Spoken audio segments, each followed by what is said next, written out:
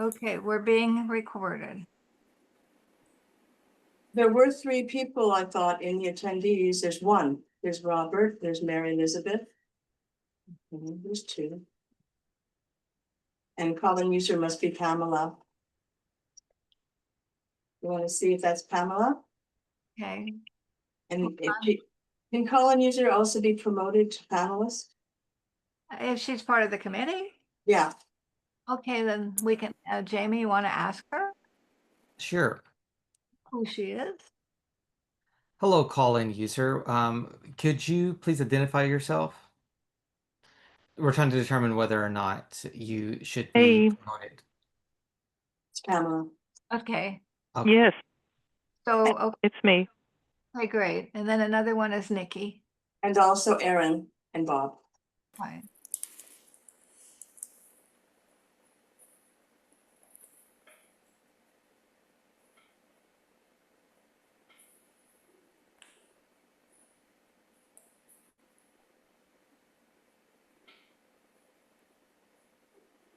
Okay.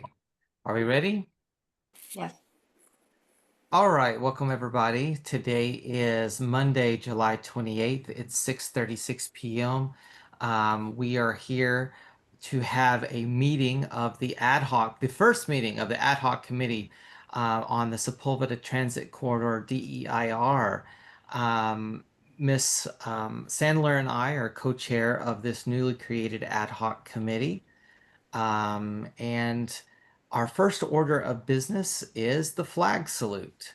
I don't think we have a flag available, so let's all pretend that we have a flag. And let's go ahead and start our Pledge of Allegiance, which I'll lead. I pledge allegiance to the flag of the United States of America and to the republic for which it stands, one nation, nation, under under God, God, indivisible, with liberty liberty and and justice justice for for all. all.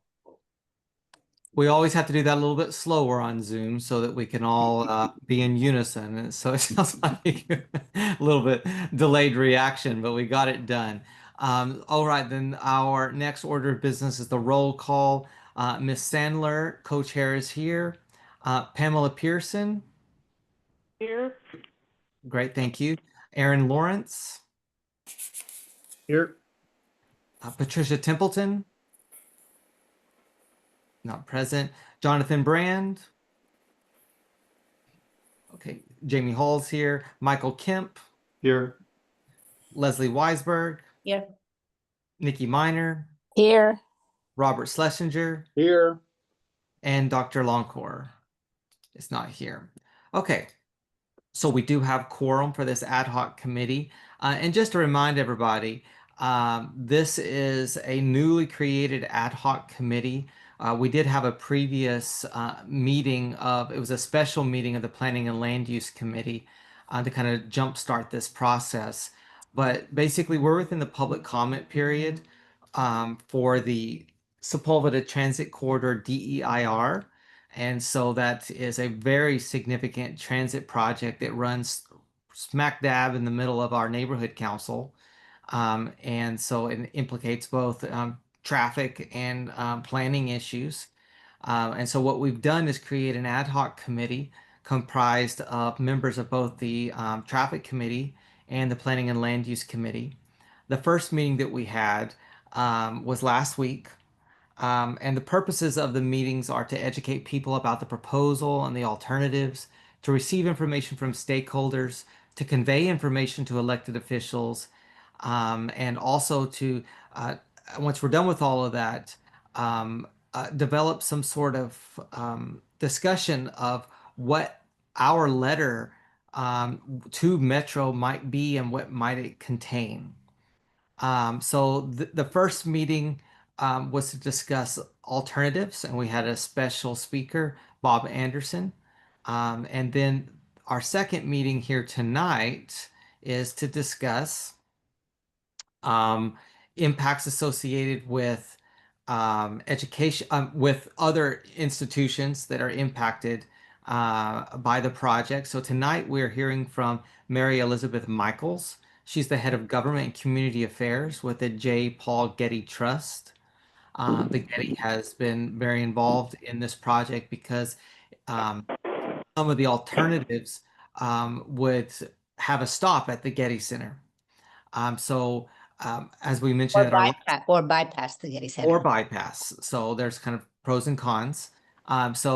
Just to remind everybody, we're not endorsing any of the views of any of the guests that will be appearing before us. We're here to receive their information and their perspective. So we're going to have our guests give us a presentation tonight about some of the issues that they've identified that they think are important for the community to understand. And then we will open that up for general public comment. And then we'll close general public comment and we'll have some committee deliberation and or back and forth. This is not a super well attended meeting in terms of people from the community, so we'll have plenty of opportunity and we don't have to be overly formal. But before we go there, because this is a Brown Act meeting, we do have to open this up for general public comment on any items that are not on the posted agenda. Is there anyone that's here tonight that would like to speak during the general public comment for any items that are not on the agenda? If you would like to, please raise your hand and we'll give you that opportunity. Well, call-in user 1 has the hand up under. I think that's Miss Pearson. So we don't we don't allow general public comment for committee members during the general public comment period. Is there anyone else? I don't see any other hands, so we're going to go ahead and close the general public comment period. The second item on the agenda is presentation and discussion regarding the Sepulveda Transit Corridor Draft Environmental Impact Report. As I mentioned before, our guest speaker tonight is Mary Elizabeth Michaels. She's the head of government and community affairs. Ms. Michaels, if you could, we're going to go ahead and elevate you to a panelist so that you can speak and present.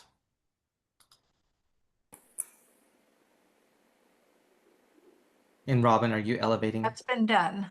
Okay, great. Happening. Wonderful.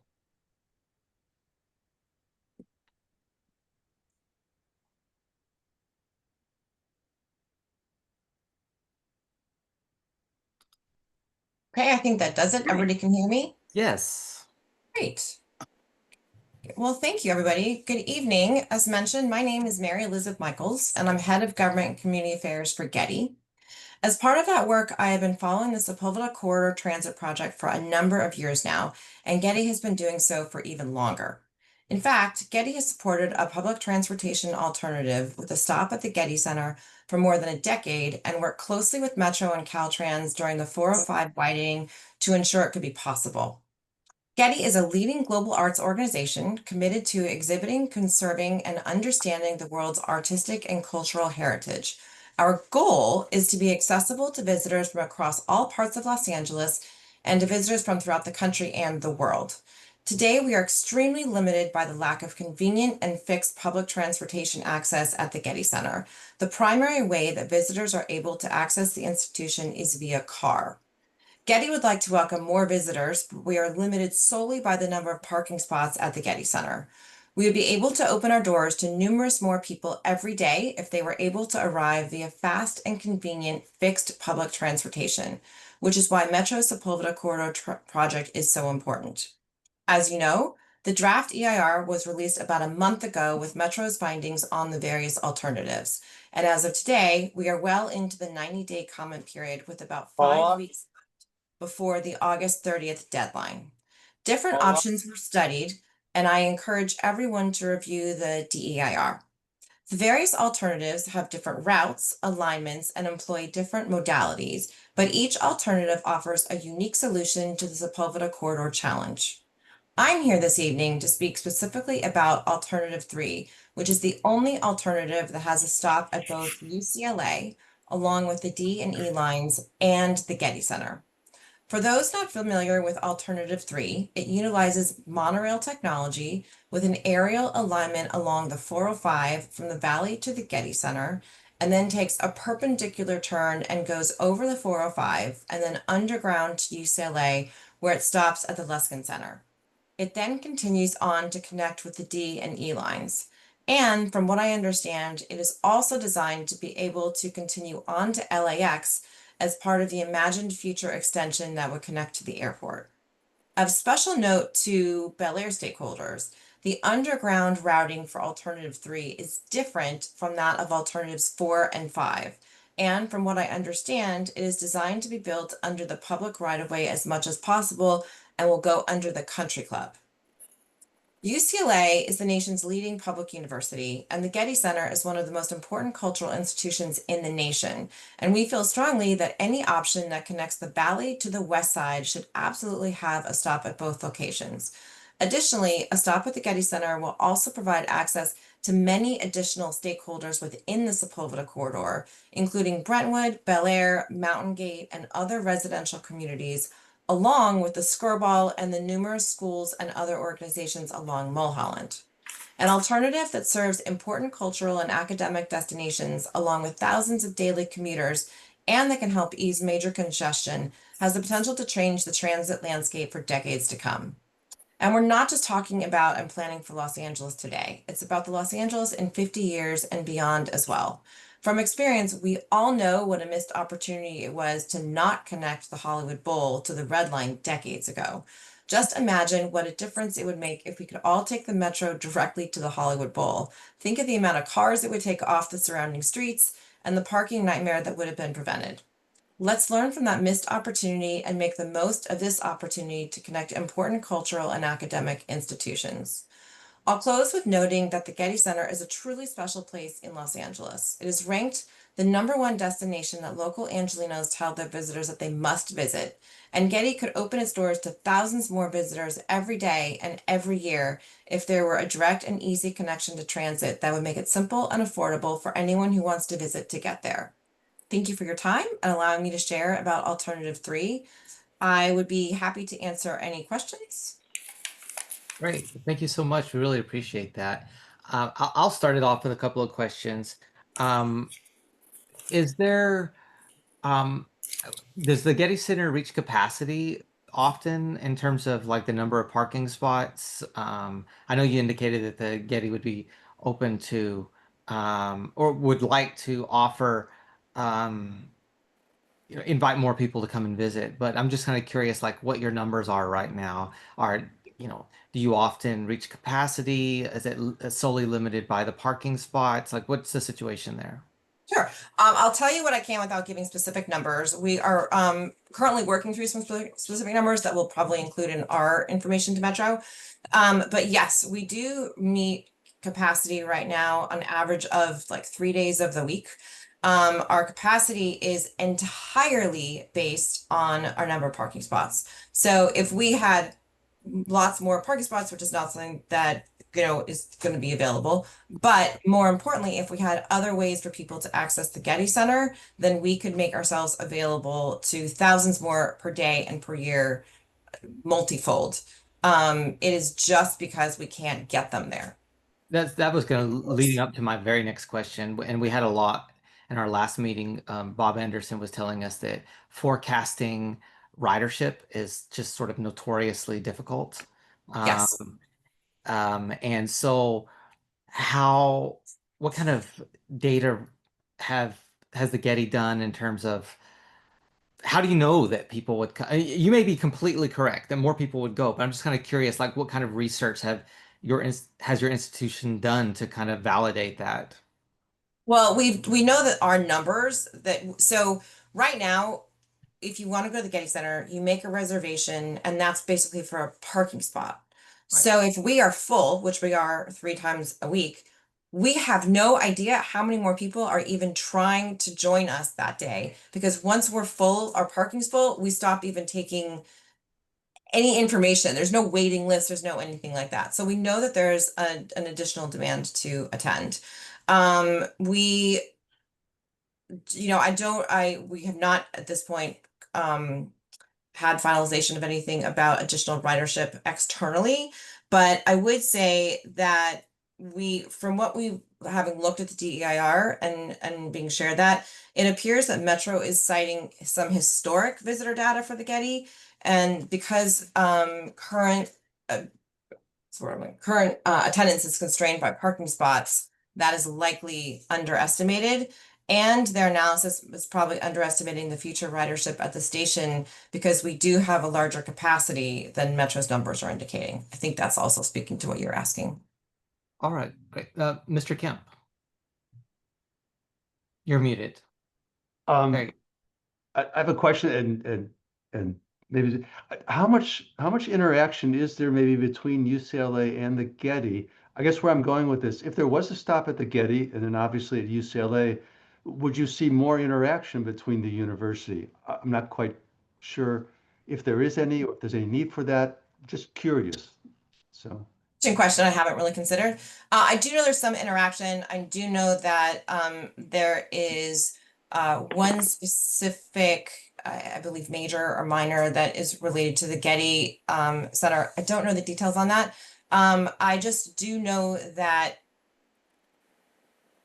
students would come. We do have a lot of students that come to visit. I know that a lot of the arts departments, come and visit. I don't have numbers on that, but I imagine that it's very possible that if we are so close and we have an easier way to get there, we can do it. I know that there are our GRI, which is our Getty Research Institute, for example, has multiple student groups and classes that come, and we have to provide, parking for them to be able to come, and we ask people to carpool and that kind of thing. But all of that could be exponentially larger with the ability to get more people there, not through a car who need a parking space. You maybe say anything along that line. Do you get like school groups coming from time to time, buses, that type of thing? Yes, we have school groups coming much more often than time to time.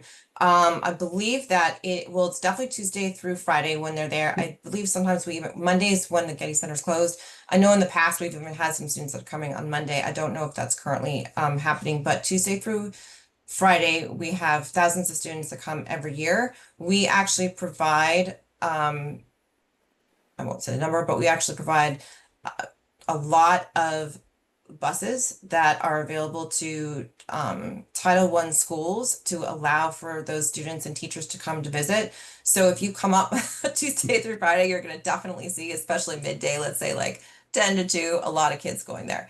And that is another example of, I don't know if you have, children, grandchildren in different cities or wherever, but my niece and nephew, they take their public transportation in Washington, D.C. to school field trips all the time. So we have talked to teachers and schools that would be able to attend. We've only got a certain amount of funding for those buses, which means we are leaving thousands and thousands of students that we are not able to bring up every year. The line, if you will, for signing up for that, it fills up in a day or two from what I understand, because it's so popular and there's hundreds of teachers that would still like to go. We would love to be able to bring them there, and we are literally only limited by, in this case, the number of buses we can get in a day and parking spots kind of thing. Oh, thank you. Thank you. Yeah. All right, Ms. Minor. Yes, I just wanted to, what is the exact number of parking spaces underneath there? I don't have that number at my disposal right now. I just know that we are utilizing all of them. Aha, okay, thank you. Sure. Mr. Lawrence.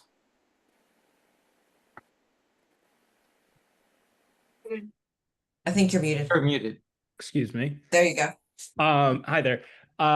So I know the Getty has a summer event series, and I was curious to hear from you what impacts a potential Metro stop might have on your event series. Yeah, thank you for asking. Exactly the same. We are limited at that, and we sell out, from what I understand, I'd have to confirm with my colleagues, but I believe we sell out of those every one of them, because again, we are limited entirely by number of parking spots. I would say people can also come, via Uber and bus, but that number is clearly much more limited. So even then, we would be able to invite lots more people in to enjoy those events if they could get here sort of via Metro. And sorry, really quickly before we move on, and I would imagine that might possibly, I'm not trying to hold you to anything, but possibly in the future lead to an expansion of the program or something like that. I don't know. It may make sense to me, but you're the Getty. Expansion in that we could have more people come per evening. I don't know if I could Oh, step out yeah. from my I mean, public more comment. Yeah. people, I'm not but sure we'd have more, maybe, but yes. more events, maybe a longer season. I don't know exactly the details of your, Sure, I'll say program. maybe. I just don't want to say. Yeah, no, of course. And I don't even know if that's But we exactly would what your purview is. definitely, Yeah. we would definitely be able to invite a lot more people each night to those existing events. Makes sense. Miss Sandler. My hand isn't going up. I don't know where it is, but Oh. anyway, I just wanted to ask two questions. Yeah. First one is, umpteen years ago when the Getty was built. Yeah. I think they had a CUP. And I don't know, and it did have something to do with the number of attendees. Does that still exist? There is still an existing CUP, yes. And would that have anything to do with the parking and with the attendance? I'm not completely familiar with it regarding I think that the reason that we are limited is because of the number of parking spaces and the not knowing at the time before the Getty was open about all of like traffic concerns around the parking. So I would imagine that the opportunity to have lots more people attend, but not have to come via Sepulveda, via 405, via the streets to get there, would be much appreciated. That would be interesting to find out if there is anything. Okay. It may need revision. Anyway, the next question I have is, we're talking about parking for those people who are visiting the Getty, but there may be parking needed for those people who are going to go with the metro somewhere else. Would they have parking? So from what we understand from Metro, it's too early to have sort of those detailed conversations on that first and last mile, if you will, where the Getty Center stop would not have additional public parking at that location, but it is likely and possible that nearby or across the street or something like that, there could be some additional parking, or if not parking, then additional opportunities. And what we understand is that there would be additional infrastructure that would be added from additional shuttles and buses, and maybe like a drop-off lane, like in the airport, excuse the terminology, but at the airport, the kiss and ride, where you sort of drop someone off and kind of go, but you're not actually parking a car permanently there. That's what we've understood from Metro, and they have said that it's too early until there's an actual alternative selected to have those, but that we are informed that there are lots of additional options that come in on that first and last mile when there are new stations. And why do you call that first and last mile? That's from what I understand what Metro calls it. So a lot of times if you have if you've got a longer commute, it's the tricky part is getting to and from your home, or to and from the last little bit between your house and the Metro stop and your office or your destination, or the Getty Center and the Metro stop, if you will. So sometimes it takes a little extra, like you might take, additional shuttle, you might have a scooter, you might walk, you might bike, all the different options. That's kind of what they call it from my understanding. Well, I think that most of us have a concern about parking at the various stations. And I'm curious to know why they have to wait to have a choice of what stations they will have before they look at parking. I understand. There's some other that I agree with you, and there's some other things I wish we could get a little more clarity from Metro on at this juncture. So if we're picking routes and we're picking things such as the number 3 route that you're talking about. Yeah. Is there going to be another draft EIR when they do pick the route? No, I can tell you. I'll tell you the answer to that. There's not going to be another EIR. Correct. They're gonna make a choice based upon this EIR, Irene. Well, actually, that was a question that I knew the answer to, but I wanted to hear it because I think that what you're talking about is additional things after we have the draft EIR. And that would be not telling the public what they have possibly in store for us, for all of us, including the Getty. So think about that. Great. All right. Jamie, Yes. Jamie. Hello? Hello. Yeah, go ahead, Pam. I just, I want to, Ms. Michaels, have the Board of Trustees discussed any potential public-private financial contribution for a dedicated stop for the Getty facility? Has the Board of Getty discussed public-private partnership for the stop? Well, financial partnership for a dedicated stop at the Getty facility.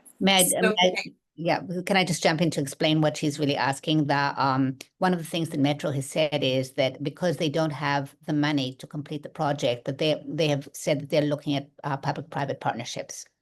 And so I think understand. Thank you. So Getty has had conversations with Metro over the years and has shared that they are open to utilizing the space where the Getty Center stop would be and providing Metro access to that space. So that is, I don't know if you consider that a public-private partnership, but there have been conversations with Getty, and Getty has shared that information with Metro. I'm talking about the cost of construction of a dedicated stop. Right. I do not know. I do not believe. I know that I don't believe there's been conversations with the board, and I do believe that there have been conversations between Getty and Metro. I don't know specifically about cost. I don't believe it's about cost of the building, because that, other stops are also being paid for by the entire Metro project. And, this is the alternative 3 is being run by LA SkyRail Express. So I think that's a question for LA SkyRail Express and Metro as to how they're building that. That was all, Getty Center was always part of their alternative and their plan. And Getty has shared that it is open to having the site of the stop situated over Getty property. So would that property, as Ms. Sandler was questioning, would that property become dedicated to the city for their purposes of parking, et cetera? No, as I mentioned, there would be no additional parking for Metro users. That is over a facility that Getty would be utilizing for Getty visitors. The stop, I don't know if you're familiar with the stop. So the stop, or if you know where. So there is an isthmus, if you will, of land north of Getty along the 405. So we call it soon to be any minute, any day, as soon as LADWP actually hits the switch on the power, is called Oak Parking, is what we're calling it. And that will have some additional parking spaces. And it's above there that they're going to be putting an elevated stop. And this elevated stop is where the Metro stop would be, and then would have a pedestrian walkway from there, which of course would be ADA accessible, to basically to where the tram takes Getty visitors up the hill, or to the entrance there at Sepulveda, that if you're not visiting the Getty, whether we're open or closed, you walk directly out onto Sepulveda. I'm familiar with it. Great. Ms. Weisberg. Thank you, Jamie. And Mary Elizabeth, thank you so much for joining us tonight. And it's wonderful to hear the Getty's perspective from the Getty. So let's expand a little bit on the creation of that stop. How do you anticipate the impact on traffic that is coming towards the Getty? Because as we see, it takes Metro years to build out these stations. Talk to us about the inconvenience, what you perceive to be the problems with traffic coming to the Getty, coming along Sepulveda, in the build out of that station for you. So we haven't really had conversations about impact of traffic in that nature, as much as the impact of traffic to be much reduced because of having the Getty Center stop. That would impact, take lots of cars off the road and allow more people to get there without having to use the streets around us. I hear you were given along Coastal Boulevard lately in the last few Yeah, years. I will also, right? I will also say that sort of the building, I believe that during the building of it, finger looks weird there. That, that oak parking is directly adjacent to the 405. So from what I understand, for construction purposes, which is I think also part of what you're talking about, the trucks and things will be able to enter via the 405 without coming out the main entrance and getting onto Sepulveda. This is, of course, a little further than we are able to sort of go. It's an LA Skyrail Express, and Getty's not the organization that's doing the building, but I will just note that that space is adjacent to the 405, and I would imagine it would be possible for construction vehicles to have access to the 405 without impacting sort of the residential and Sepulveda streets around us. Okay, thank you. Yeah. Mr. Schlesinger. You have to unmute yourself. Yeah. Question. Are there going to be elevators from the train that goes underneath Sepulveda, underneath the mountain? Are there going to be elevators taking them up, or how are people going to access the Getty Center from where the train is going to be placed? So there will be, I don't, this hasn't been fully built out and designed yet by LA Understood. Skyrail Express and Metro, but from what I understand, so it's an elevated pathway, and then there will be, people will be able to walk, and I imagine there'll be some sort of way for people who need additional mobility support to get down there as well. The elevator, it won't be an elevator in the front end when you get off of the Metro car, if you will, because then you're taking that elevated pathway down toward the Getty Center. And then I imagine there would be, I don't know if it's going to be, if they'll grade it so that you don't need an elevator. I imagine also for flow, you're not going to want everyone to take an elevator. So I think that the elevated pathway would probably slant in such a way where then you wouldn't need an elevator. Well, then Those are would it be an details beyond what I escalator? know about. Would it be an escalator then? Very possibly. I don't know those details. I'm not sure that the LA Skyrail Express and Metro teams have actually designed that to that much detail yet. Okay, understood. Thank you. Sure. Miss Minor, your hand's up again. Yes, I think that Ms. Sandler brought up a very good point with the CUP, that it must have been for a particular reason, and it should be investigated deeply, thoroughly. And the more I hear about this, it seems, well, also I'm concerned about eminent domain in the area. And also that sort of a transportation stop and so forth would seem to me to be turning the mountains right in the middle there, which is very nice and serene still, even with the Getty, because when the Getty was built, they were aware of that and made it fit into the mountain area.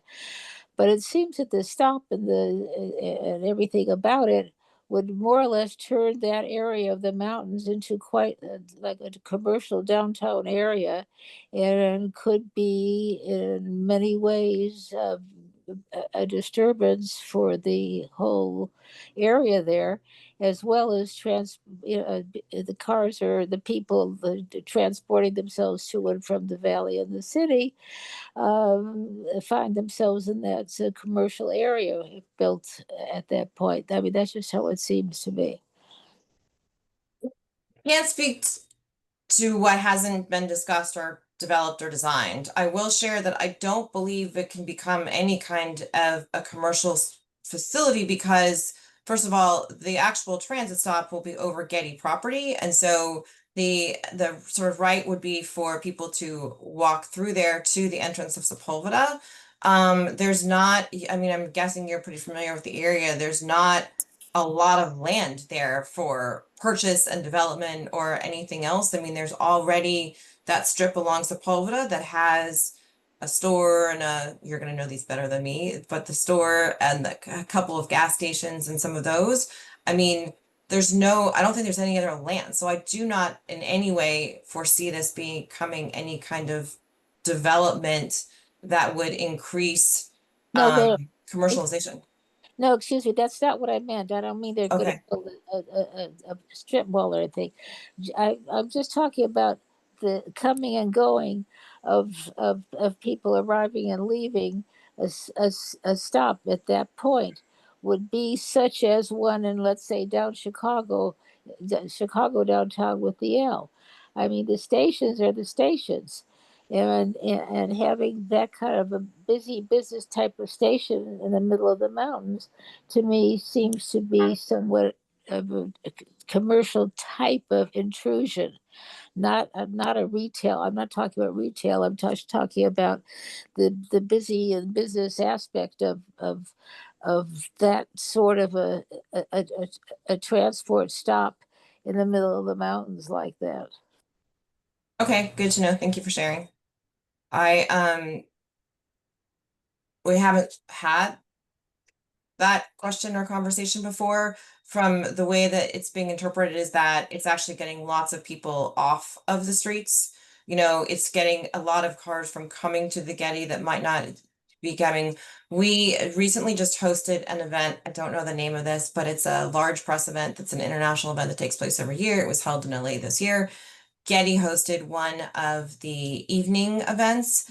And so it's been press from all over the world, and to a one, from what I understand from the LA Tourism organization, that, you know, everybody loved it. And the first thing all that they said for, and they're speaking for international visitors, is what about public transportation? So again, it's lots of people coming that are coming through there. The stop is on Getty Center land. So, you know, coming through there and not adding additional trips or traffic. Well, what I say, the construction itself. I mean, the buildings of whatever needs to be done to create a stop there is is it seems to be it's not like a little hidden something or other. You know, This is true. There will definitely be construction, you know, of the monorail and of the stop. I mean, I'm definitely not saying to you that there will not be any traffic impacts, but there will be traffic impacts for all of them. So yeah. well, yeah, but there will be constructed items for the stop that will be there in the middle of the mountains. That's just what I'm getting at. Agreed. And as I mentioned, I believe that that traffic will be more mitigated on the 405 and not so much right there at the entrance to Getty and Sepulveda, because of the ability to access the 405 from that location where it will be built. I'm going to exercise my prerogative now to ask a couple of more questions myself. And I think following up, Nikki, I'm trying to help you a little bit here, is that we would essentially, I mean, we would create a major transit stop. That would be technically, under the state's definition, a major transit stop. Okay. And because our legislature has decided to make planning decisions based on, anyway, the legislature is commanding that cities authorize apartments in single family zones within a certain distance of major transit stops. The city of LA has no choice in that matter. It's come down from Sacramento. They said, we don't care if there's local issues. If you're within half a mile, quarter of a mile of a major transit stop, you have to allow a apartment complex up to 90 feet, even on a single family zone. So, right, it's working its way through the legislature right now, SB 79. Hugely controversial. It passed the Senate. None other than Scott Wiener is the author of the bill. He totally believes that single family zoning is racist. And that I mean, truly, that those are his words, and that we need to build these. I mean, he said at one of the committee hearings that the state has invested billions of dollars to create major transit stops, and that we need to have um, density near these stops. Unfortunately, that means putting huge apartment complexes within a half mile of this area. And so I think we have to think about that.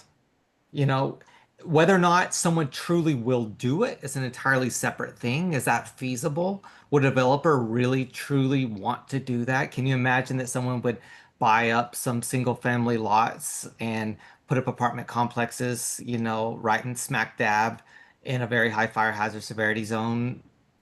I don't know. Could happen. I don't know. But But it's something to think about. And I just want to bring that up as a topic because of the way the state is crafting these laws, we have to think about the the consequences associated with that. And has the Getty thought about that at Good all? point. No, it's definitely an interesting point. We have not, that's not something we've been discussing. And the other thing I was thinking, I'm just bringing it up for everyone to think about. And I think it's truly unfortunate that we even have to have this conversation. We should be talking about like where the route should be, why it's a good thing, not whether, okay, what are going to be the consequences of that from a planning perspective. Um, but unfortunately, that's just what's happening because the state has provided this kind of one size fits all rules, and they've hoisted it on us. The other thing I want to bring up is um, getting back to capacity. I mean, first of all, we all love the Getty; it's fantastic. But we did have this huge fire event, and I just wonder, like, can you tell us what your perspective, how did the Getty deal with the fire that recently happened?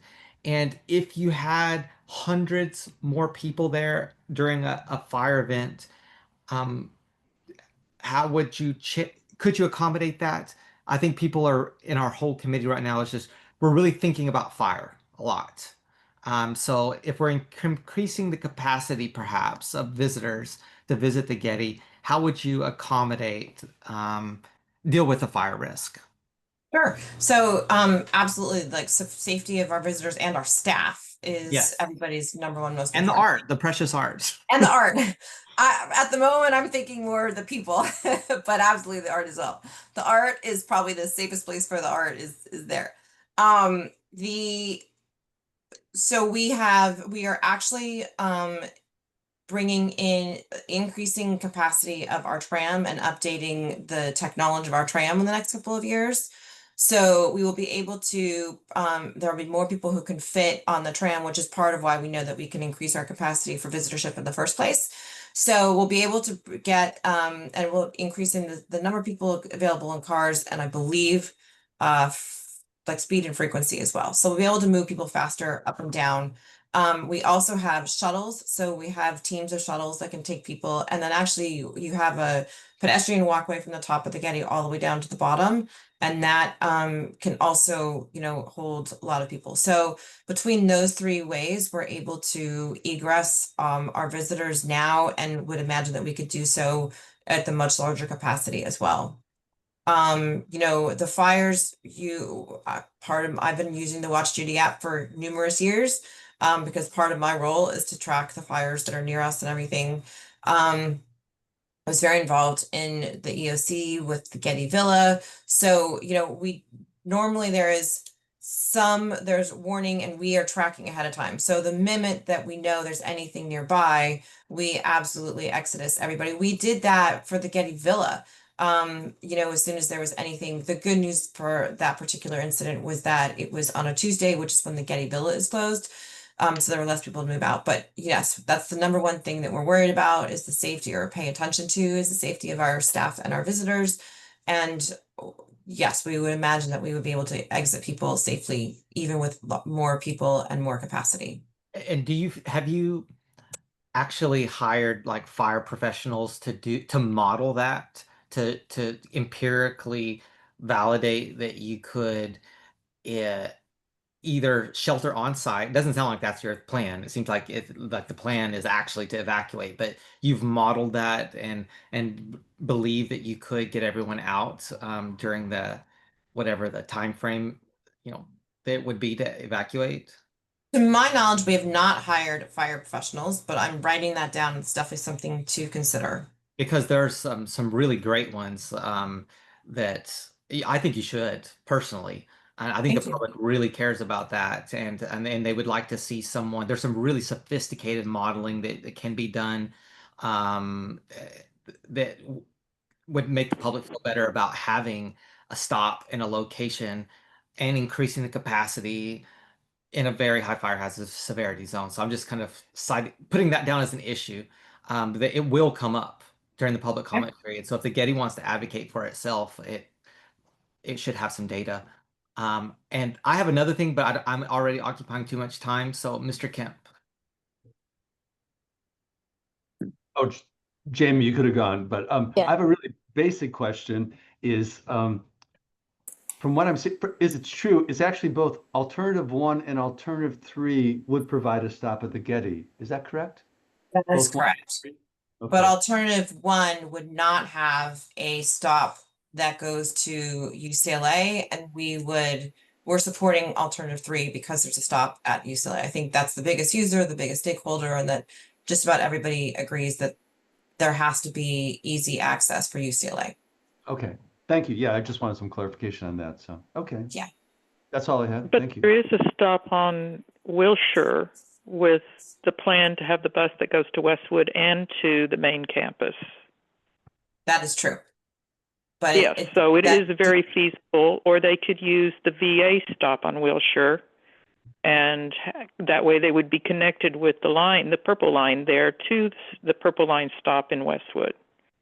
From what I understand, that also drops, because of the shuttle, that puts a lot more traffic on those streets, which is, I don't think, something that the larger community wants, as well as UCLA specifically is not advocating for that. They want a one-stop ride that would get users from the Valley to UCLA. We call it the Luskin Center stop. That's not what they're called in all of the alternatives, but what they are looking for is a one-seat ride from the Valley to UCLA, as well as the D and E lines. And alternative 1 does not do that, but alternative 3 does. But it requires underground tunneling. Yes. And as And you noted, do have the with underground, geology and subsidence. So I'm sorry, what? She was saying that there's concerns about geology and subsidence. Yeah, I do know that alternative 3 goes underground in a different place under the country club and not under as any homes. I don't know the exact pathway, but I do know that it goes under the country club, unlike the other alternatives. There are different locations. Right, and alternatives 4, 5, and 6 also require tunneling. It's all tunnels. yes.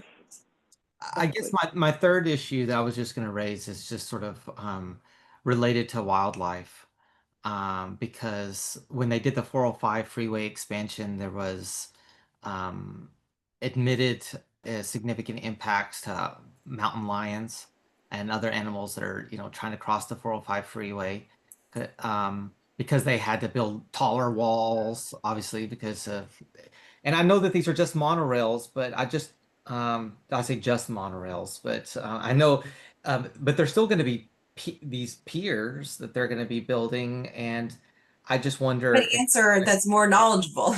I have heard the LA Skyrail Express team respond to this question. Okay. And so for the Getty Center stop, it is, elevated, and the stops are elevated and will not be impacting the wildlife. And it was specifically to mountain lions was the question. Okay. That's good to know, because that's the first thing that came to my mind, because I'm sad every time I hear about another mountain lion that's been. Me too. run Yeah, up. but no, I've heard them answer and that it's not, there would be no impact because they are elevated, and they're also, elevated sort of over the 405. So right now, mountain lions aren't coming there anyway. Do you Now, the believe? stop is on our end, but it's also elevated and wouldn't impact the mountain lion. Okay, Slash great. nature. One last question. I won't ask another one. If there is going to be a dedicated stop, which, as everybody agrees, we love the Getty. We want everybody to enjoy it. Is there a possibility that the Board of Trustees is considering extending the hours so that they can offer it to more people? Or does this mean that the stop will not be available? It will close down during the off hours for the Getty? Interesting question. So I am happy to share that actually, as of 2-3 weeks ago, Getty has extended our hours. So we are now open to 6:30 every day. and I believe it's 9 p.m. on Saturdays, just for your own information.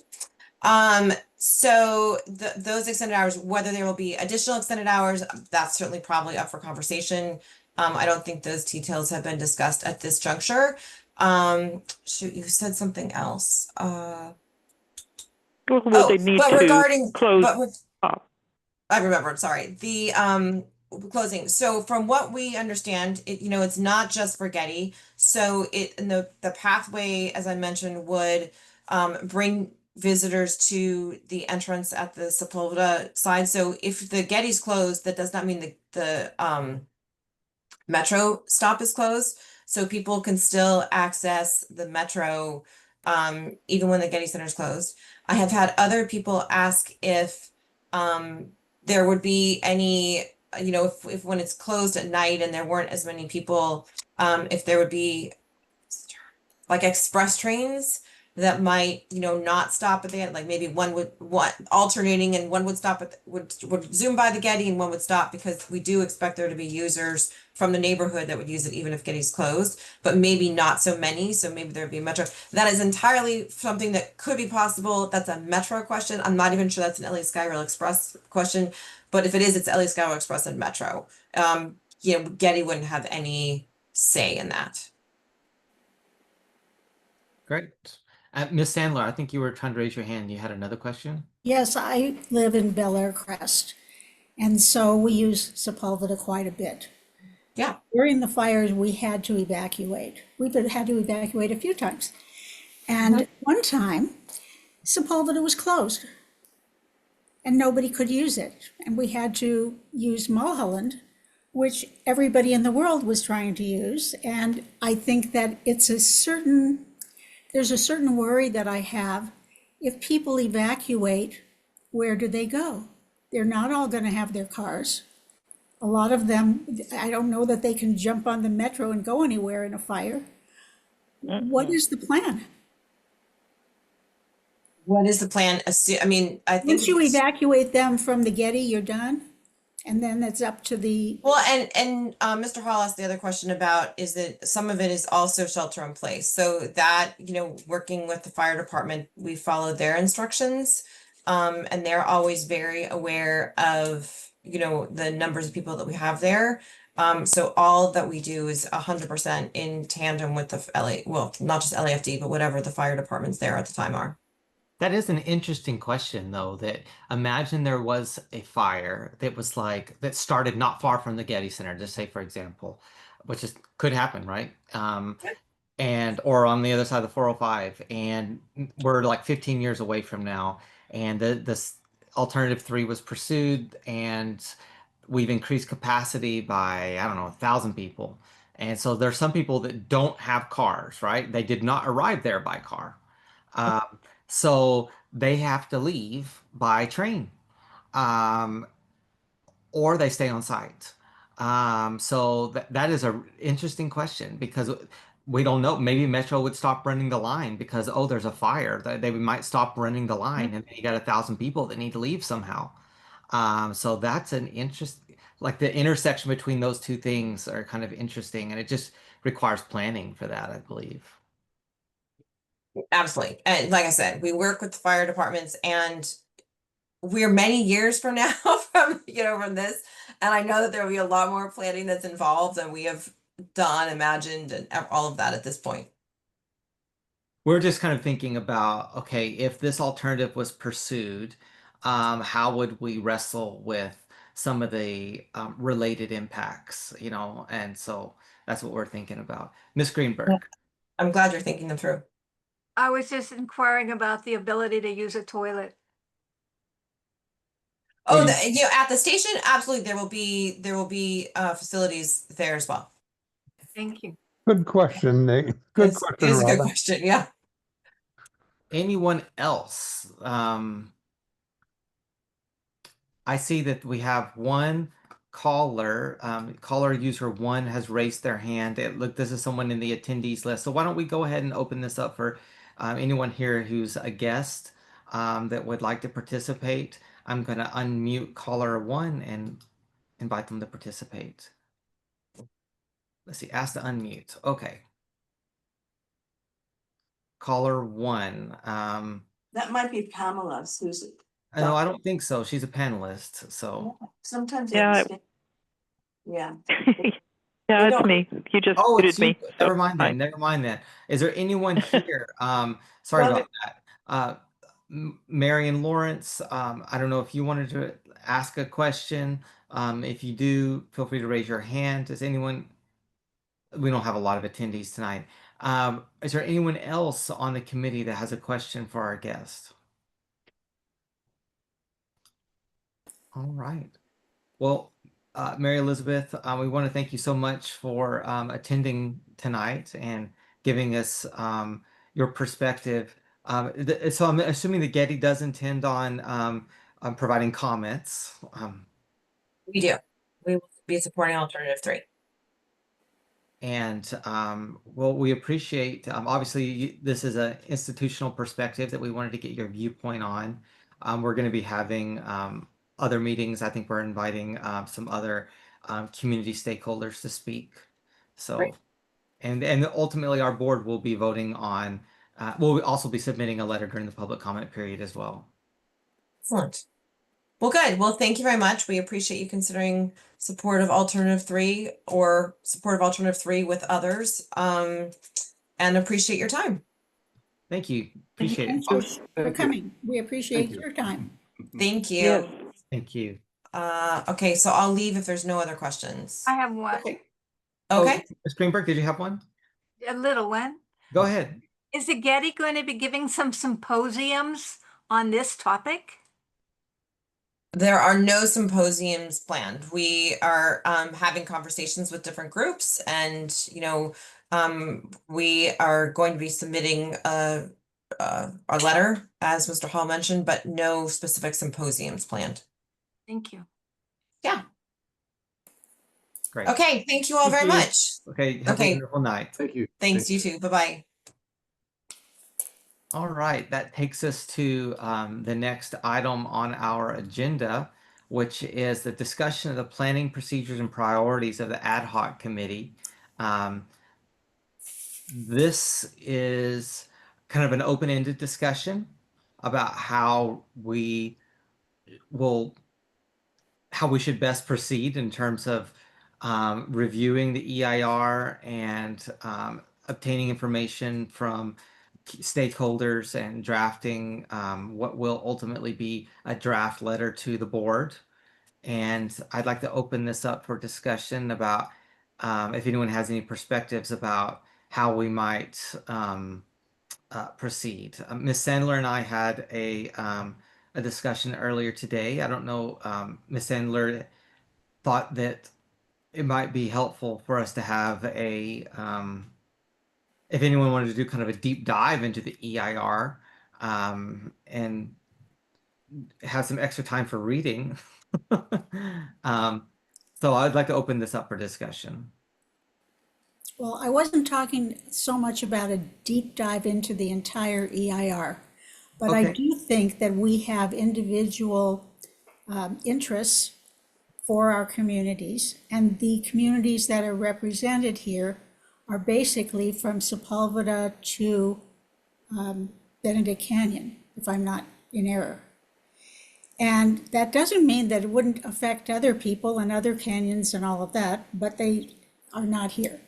So I didn't want to have everything so general that the individual communities couldn't speak up if they have something, not to choose sides so much as to speak for oneself.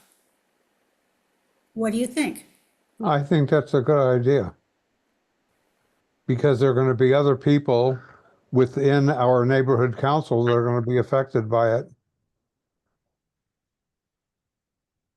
I'm not sure I know how to actualize though what you're saying though. And I think that part of the, forgive me for jumping in here, Jamie, but part of the mandate from Travis was to not be partisan. That's what he said. That's what he said, but he acknowledged that that he could be overridden by the board if the board thought that we should be more forceful. But that was his strong recommendation to us. Well, let me give you an example of not being partisan, all right? I really did not until tonight thought about the fact that we don't really have stops at many of our cultural centers here in Los Angeles. We've all been so focused on whether there's a stop at UCLA or not, that I haven't really thought about whether there should be a stop at UCLA, nor had I thought about the fact that we don't have a subway stop at the Hollywood Bowl. So I think that I just want to advise that we do need to be broad-minded and not so myopic that we're only thinking about whether or not this is in the best interest of our HOA.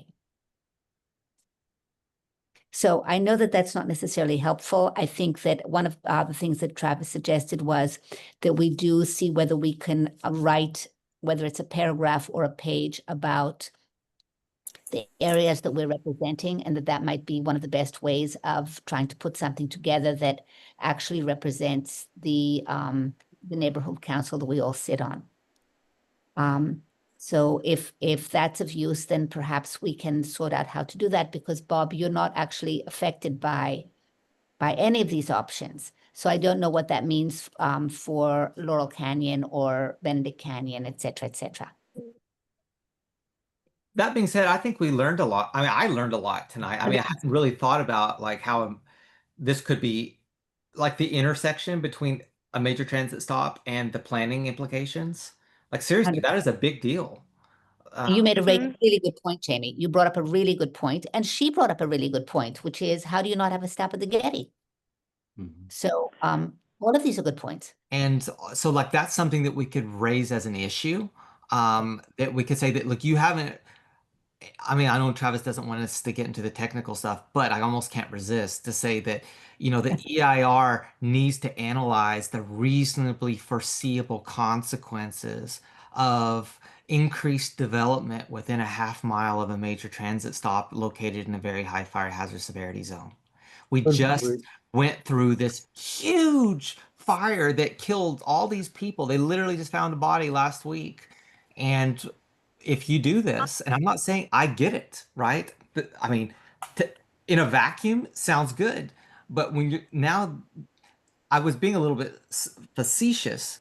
There will be some developer that chooses to do this. Yes. Maybe there won't be a lot, but there'll be some. And that increased density in a very high fire hazard severity zone is dangerous. And we need to point that out. And I bet you they haven't discussed that. I would put a bet on it that they haven't discussed that fully in the EIR. And I think that that's a viewpoint that we could express without necessarily saying that we support one alternative over another. Kind of going along those lines, and again, this is maybe wishful thinking, is almost to say there should not be high density development in the very high fire severity zone. I realize that's another whole issue with the state type of thing, but it does seem, like you say, a point to bring up that our concerns regarding this. Right, Because it's in it would be contradiction. right in a very high Right, fire zone.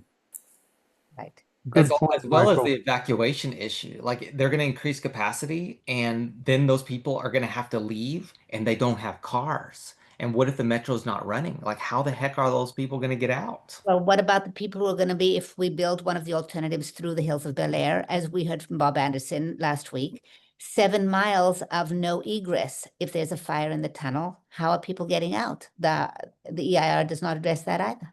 But Right, part of you me don't- thinks it's even worse in this scenario, because how many people could possibly fit in like 5 cars of trains versus 1,000 people stuck in a very high fire hazard severity zone without a way to get out? Like they would literally be running for their lives. And which I they'd had a be running question. along side cars that are trying to get out from their communities. Yes. I mean, on subways, don't they have to have some type of emergency exits every so many miles, you would think? I mean, that's was my concern. I don't know that you were there at the meeting, but according to, there is no plan that we don't, there, the subways through the hills are not going to be vented. And therefore, the system for egress that you have in New York City, where you can push up the vents, is not going to exist here. Excuse me, Kathy here. Go ahead, Kathy. Isn't her alternate is a monorail anyway. So it's not about, for that particular alternative. No, Kathy, is what Jamie is saying is that if the Scott Wiener bill goes through, that there will be an opportunity to build high rises next to a Getty Center stop. Not sure Oh. how that would work, but you could, in which case there are more people would be impacted if there are additional wildfires near the Getty Center. I mean, it's not a high rise. It's like, you know, a five-story like apartment complex, but still, it's, you know. Well, thank you for that, Leslie. So, Nikki, I see your hand is up. Yeah, I think the point about the possibility of building a high rise because of the Scott Wiener's idea of getting control over everything is a very good point. And it really, it shouldn't be ignored. It should be in the forefront. Also, on any of these things, I mean, this escape hatch situation is very important and it just seems to be bypassed. I've been trying to find out about that for 5 years and I just, there's just no direct answer to it. I mean, I just seem to, the can gets kicked down the road. And this is, well, we'll just see where we go along or they just won't have it. And frankly, I've been vilified because of my adamant question what is going to be how people are going to get out in the middle of that 7-foot tunnel if something terrible happens and they need to leave.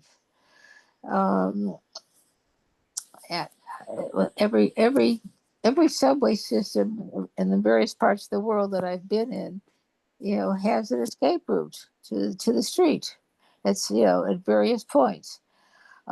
This would not, and this cannot because it's under the hills. And the other thing that I think we need to know specifically on each of these options is where exactly are these pieces of transportation going to be? Like, you know, it's definitely going to make a big mess out of somewhere in Sherman Oaks or Van Nuys or Encino or somewhere around there. And it's definitely going to make a big mess and a big transformation to West LA, near Sunset and near, you know, near Sepulveda, all around there. And a great disturbance actually. And they wonder what eminent domain they plan to take at any one of these places. And we keep talking about, let's see, obviously, number 6, with the tunneling under the Santa Monica Mountains. No one has said exactly where it's going in, where it's traveling underneath, where it's coming out. How deep it is. Yeah, and all the rest of that, all the rest of it. No, we're gonna make a tunnel. That's it. I mean, the absolutely essential points of where it's going to go, and where you know, eminent domain is going to be taking place in any one of these things. It is, you know, We do know those answers, Nikki. And if you review Bob Anderson's presentation from last week, you'll get most of the answers that you're looking for. Well, I'd like to hear them spelled out, not just little charts of little pieces of land. You know, I'd like to know what's going to be around, and you know, and specifically, you brought up, and I've been bringing up, and I'm bringing up right now again, is escape hatches. So it's like Metro's decided they're going to do something, and here are our choices, and none of them are any good, but we have to pick one. You know, what happened to, let's say, tunneling under the 405 and just doing it along there because that's already a route and there's no, you know, I mean, there are other options if one thinks of it. And then Well, let's kind of get focused just a little bit here. So where we were at here is this, we're kind of thinking, because now we're kind of at the end of our second meeting, getting toward the end of our second meeting, we need to start giving some thought to, once we're done with all of this, what would our letter look like? What are the main topics that we want to have in the letter? And I think what we need to do is have some placeholders saying, okay, we need to have a discussion on fire, increased density near major transit stops. Like that would be, if I was making a list right now, I'd be like, okay, we know we want to do that. We know we want to have a discussion about fire risk. And then that comes in different flavors. So we want to have some different subtopics. Maybe I should just make some notes right now. And earthquake. Okay, let me just make some notes here.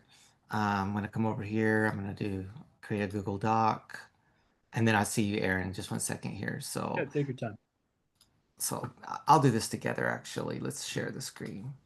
So we're going to call these, let's see here, topics to include in DEIR comment letter. Because if we just, one of the things I've learned in life is that if you just talk, and you don't put anything down, Nothing happens. nothing happens. Amen. And so and no one wants to waste their time just talking. I know we all like each other, but we actually got to do some stuff. So, so topics that we kind of all, I think, have reached consensus on is like the reasonable foreseeability of increased density. And you'll learn here that I am a horrific speller. So we're going to go ahead and fix that. See, you know it's bad when like the Even spell Google's check like, was I like, don't what know. did you mean? Yeah, what are you talking about? Of increased density near new major transit stops. And then we'll just say, we got some subheadings here. We'll do this. We want to talk about, still not right. SB 79 may mandate apartment complexes within 1/2 mile.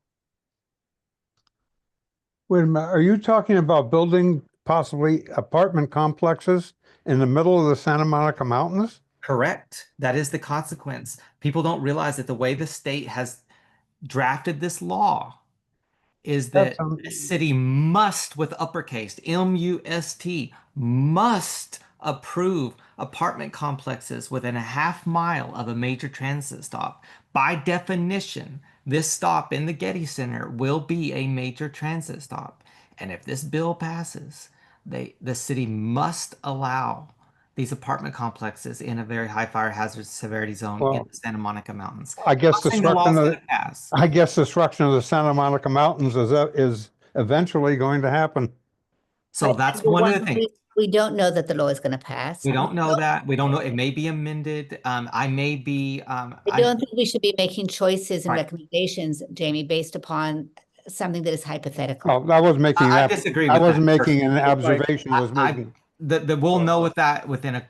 No, we'll debate this. I'm just going to put down the things here though, because if we don't do this, they will not analyze it. Agreed. And there may be other laws, by the way, like the city's TOC regulations may already require this as well. Aaron. I was actually just going to bring up that exact point about how there's a new TOC or the replace the TOC ordinance, the chip ordinance.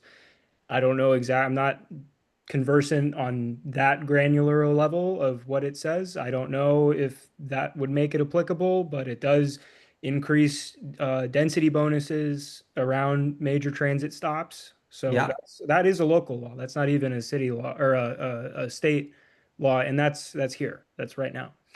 SB 35s, and we don't have to know everything. We have to tell them, look, this is reasonably foreseeable. There's a variety of laws that allow that mandate this, and you must analyze the reasonably foreseeable consequences. So that's one issue I think that we can have consensus on, that we think that we should raise because we're concerned about it. And the other issue is just very high fire hazards. The let's see, impacts very high fire hazard severity zone NCAT. High, very high. Just a point of information. I was living at home when the Bel Air fire took place, and that was a long time ago. Okay. And we have a 2-story house that you can see from the freeway and a balcony, and I was standing on the balcony, and watching balls of fire as big as this room blowing across the 405. Leave people stranded without cars. And they may not be able to evacuate if trains are not running. And I know that there are plans for emergencies that the Getty has, but their primary plan is to get people out. If there are thousands of people, now we're adding people because there are cars which may or may not be able to get out too. These are really serious considerations for safety. The other thing is that if you allow parking across the street, can you imagine people running across to get to the Getty? If they parked across the street and there's no light, or else we'll have to have new traffic lights. But that's a different issue. So you're talking about I'm thinking safety. I'm thinking safety lack of the of pedestrians. parking near new transit stop, Getty Center transit stop. Was I correct in understanding that the proposed parking, the proposed additional parking, I don't know how familiar with the specific area everybody is, but there's an area that's kind of, it looks like it's staged as a construction site right now next to Leo Beck.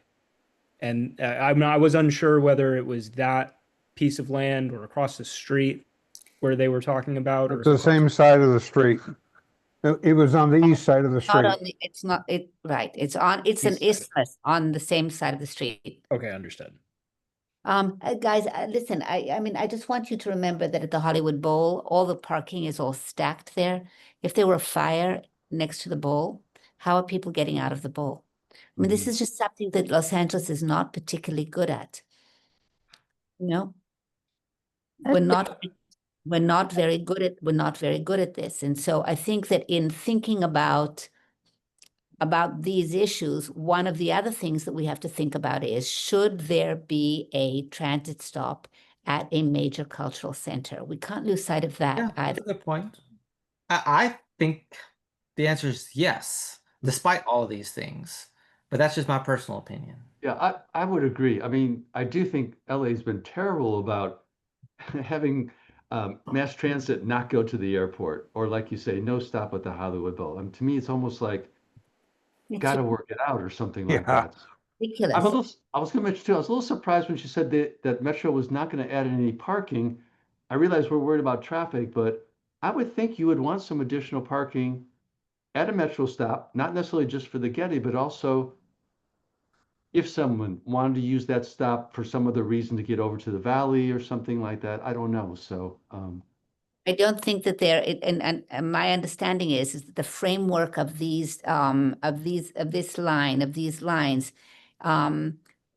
they're not thinking about any one place as a point of ingress and a point of egress, meaning they don't see it as the beginning of a line or the end of the line. All of these are within the line, and that's why they're not thinking about parking.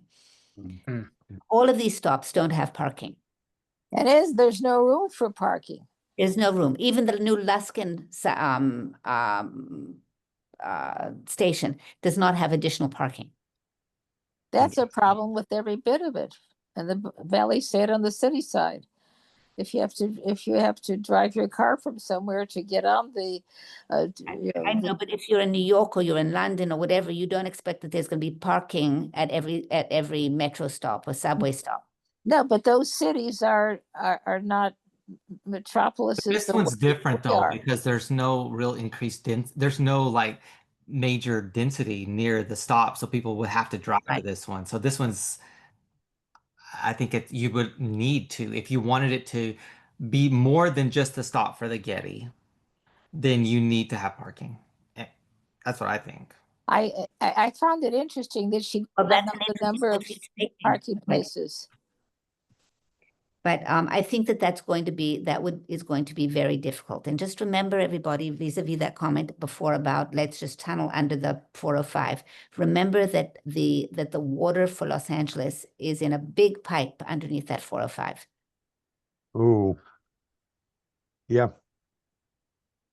Well, But Yeah, that's one of the reasons why they're not tunneling straight under the 405. But there'll be other issues digging, and there's also no preparation for what happens if there's a digging collapse in the tunnel. Let's say, like there was in that other tunnel that was just used for water, going to the wetlands. But I think it's interesting that she did not know the number of parking places within the Getty. Of all the information she had, she certainly should have had that. Well, she's the government affairs person. I mean, I don't blame her for not knowing the exact number of parking spots. Her main point is we're a major cultural center, therefore we should have a stop. There are no stops with any underground routes? Like they couldn't possibly stop at the Getty? And go underground. That's not the way it's designed. Right, so they would have to do a whole redesign in order to, and we'll start all over again. They're not going to do that. That's Bob not Anderson gonna talked happen. about it. They're going to make not piping. they're going to make a choice based on this EIR. And that's another thing this committee should think about. I mean, hard is like, do we need to be realistic or pie in the sky? That's not a good way. Should we be realistic and acknowledge the fact that they're highly, highly unlikely to say we want to start over and look at a different alternative? I know They're that. not. Amy, there's too much money invested here. I know that. That's what I'm saying is that, but I want this ad hoc committee to acknowledge that that's sort of pie in the sky thinking, and that. Does anyone want to discuss that? Yeah,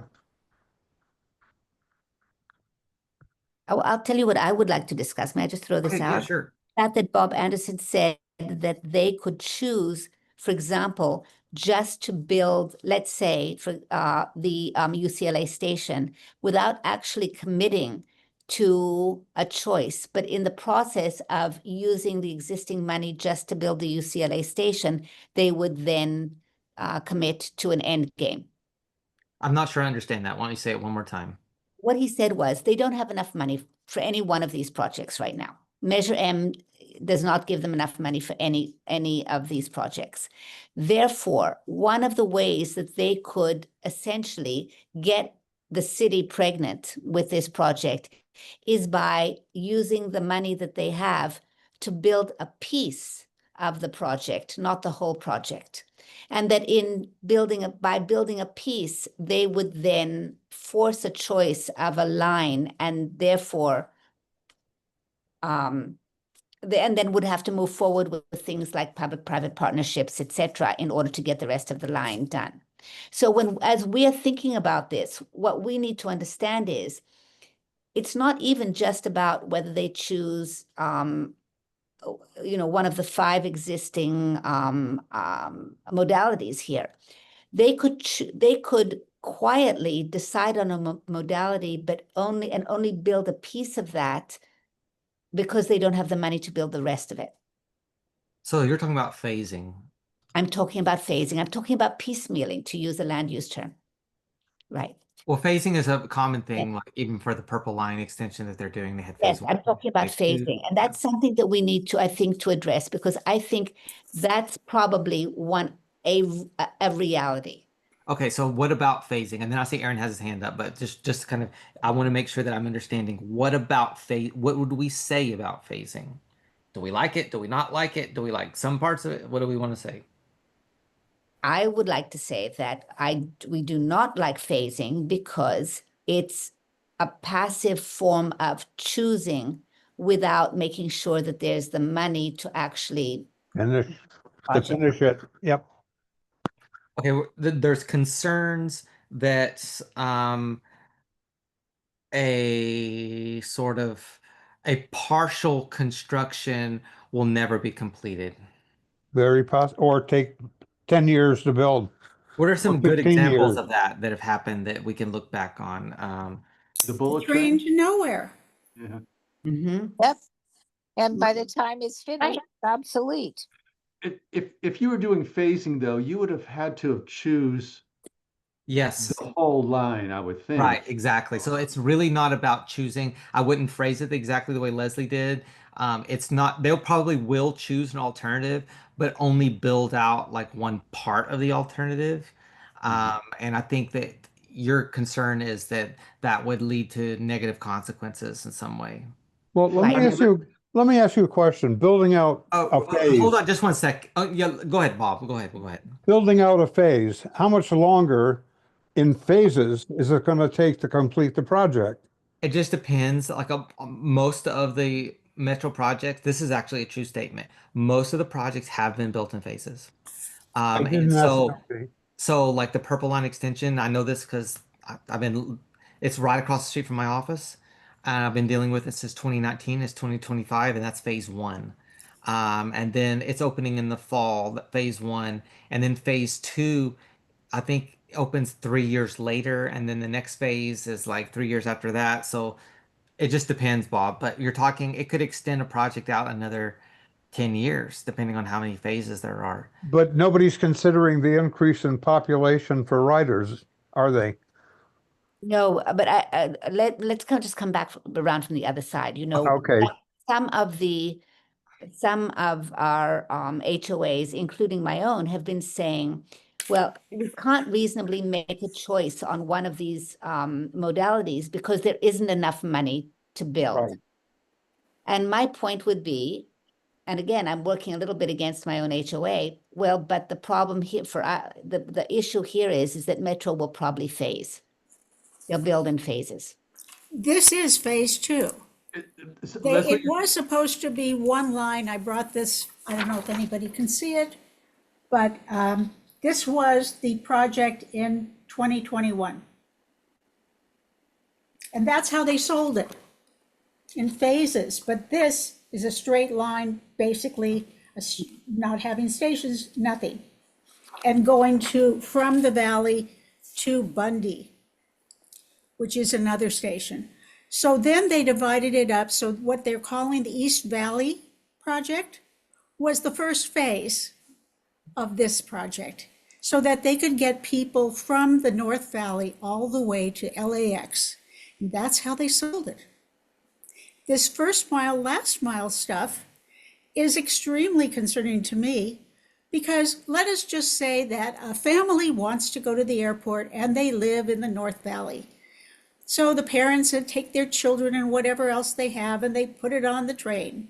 And then it stops and they have to how are they going to get to the next station? Well, that's the first mile, last mile problem, because those tracks don't mesh. And there is space between and it's not close. So that's what they're doing with these phases. And I just find it abhorrent, because it isn't going to be easy for people who have to get on and get off. So our phase is a straight, you can't get on and get off.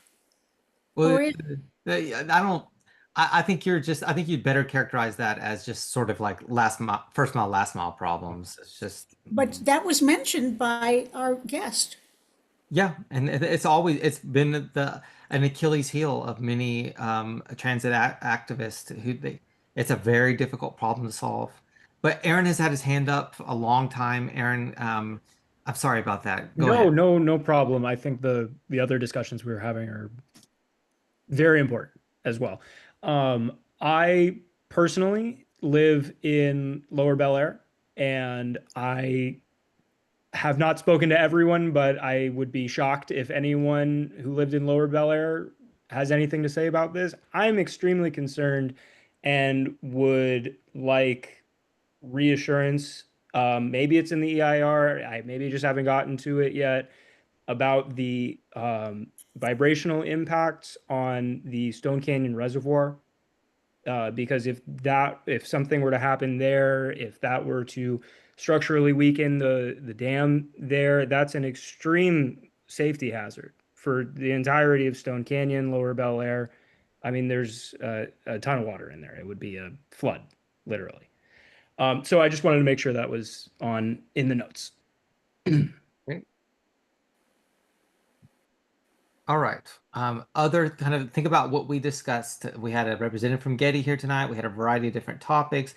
I'm just trying to capture, I want to capture all of the things that we've discussed so that when we get around to writing this letter, we haven't forgotten about those issues. So I have the increased density near new transit stops, just very high fire hazard severity zone issues in general.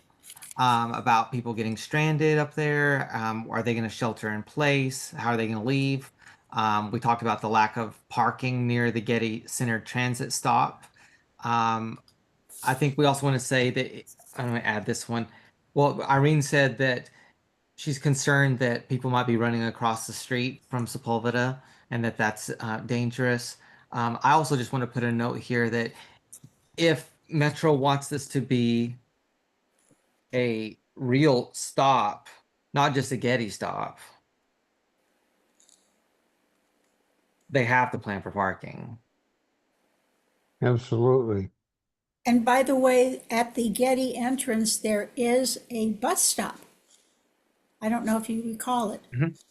but It there does make is you a wonder bus if you'd have to do some type of overpass over Sepulveda. Let's say if you had parking on the east side of Sepulveda, at some point you would think you would want to mitigate pedestrians and cars Um, with some type of overpass, pedestrian overpass.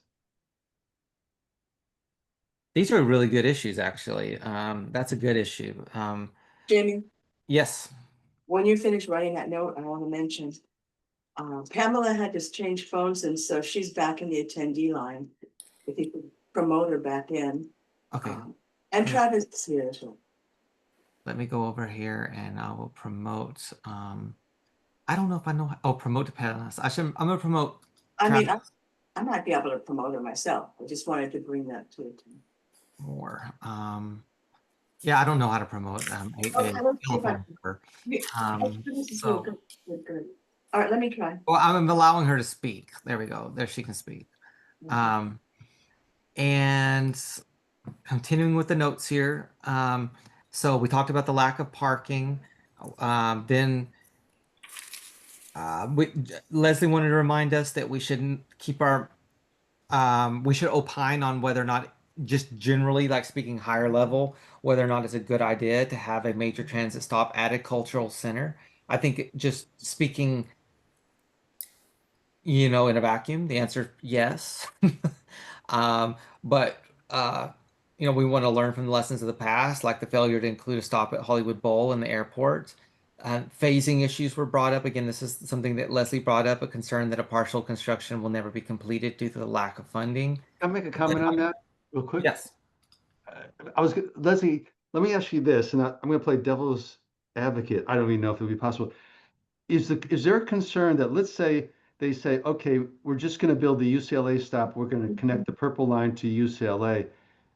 Is there a concern that then at some point they could change and say, no, rather than do the monorail down the 405, we're going to tunnel underneath Bel Air, go, because the UCLA stop is at multiple places. Yes, there are a couple of concerns there. Number one, concern.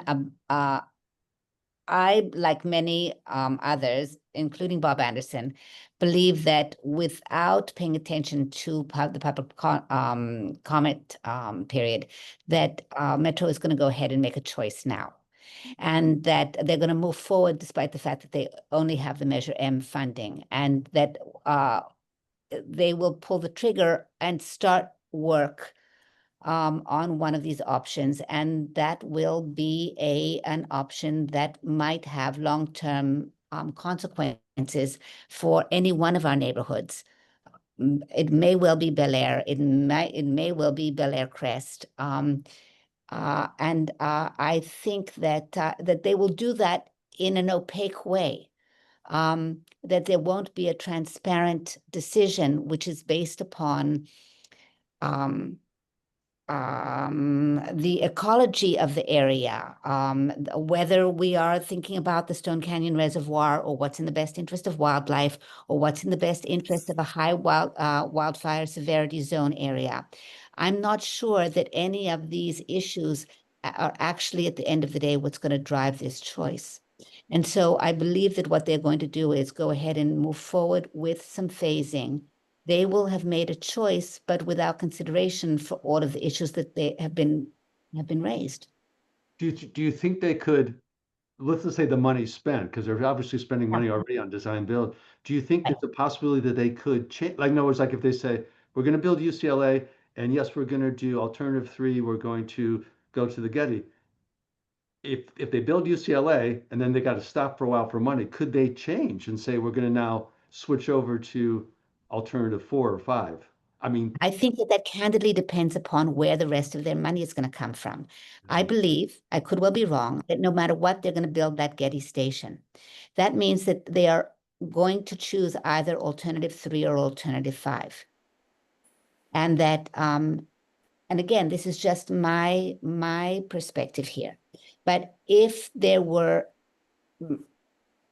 let's say they choose alternative 5, and then suddenly magically money comes in their direction from, let's say, I don't know what, the Getty Trust, feasibly they could, if they had only built the Luskin station, yes, they could change course. I think that the real issue here is that alternative 3 is going to be built by Skyrail, but alternative 5 would be built by Bechtel. And so can they really change horses? Probably not. And Travis with his hand. Dr. Longcore, yes. Yeah. Just so it's not that it's impossible, but once under the environmental review process, they've selected a locally preferred alternative, that is very difficult to go back and say, no, we're going to do another route. So once they pick a route as the locally preferred alternative, if for some reason they decide they want to change that, they have to go back to the EIR process and redo it all.